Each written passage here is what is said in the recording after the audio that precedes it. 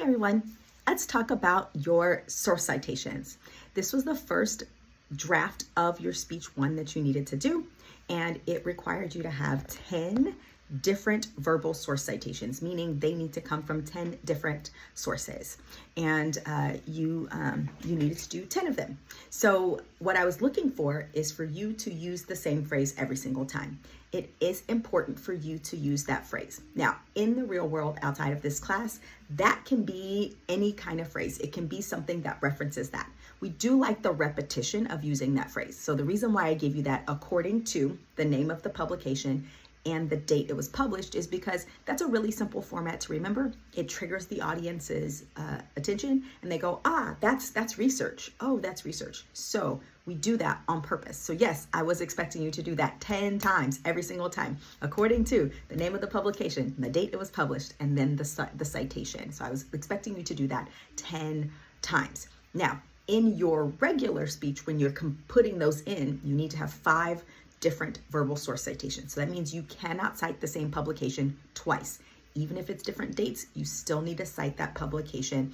You can only cite it once. Now, if you cite it twice in your speech, that's totally okay. Just know that the second time it will not count. So if you did the New York Times in one of your citations and then you did it again as your third citation, great. Citation number 1 counts. Citation number 3 does not, which means you should have 6 instead of 5.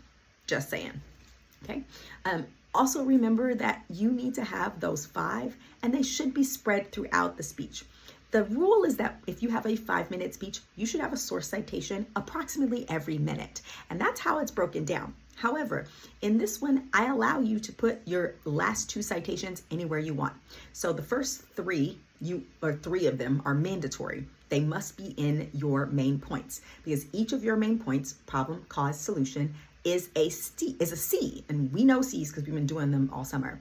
So statement, example, which is your source citation, and then elaborate. And that needs to be the structure for each of your main points. So that means you have at least 3 verbal source citations of your 5 there. Now you can have more than 1 C in each of those. You can have 2 C's in problems. You can have 2 C's in solutions. That will now give you your 5 verbal source citations. You can also do 1 in your introduction and 1 in your conclusion, plus the 3 in your main points. That gives you 5. So you want to make sure you do that. So please make sure you're following those rules in your speeches. It's really important that your source citations are clear. We need those source citations to provide credibility for us as a speaker. This is how the audience knows that we've done our research. It's important for us to include people who are smarter than us that back up the things that we say. So make sure that you do those verbal source citations and do them accurately. So as we're moving into the final delivery of your speech, if you did not do that in your first round, make sure you are doing it this time. You need to have those 5 verbal source citations. They do need to be in the same format according to the name of the publication and the date it was published. So make sure you do that. Some of you were giving me the author of the article or the author of the book or something like that, or somebody you found who wrote on the website. You don't need to include that information. I'm not asking for that. Example, if I was the author and you were trying to look my name up from somebody's verbal source citation, you're going to have a really tough time. So instead, we don't give them the author. We give them the name of the publication and the date it was published so that they can go and find that information themselves, and it's easier that way.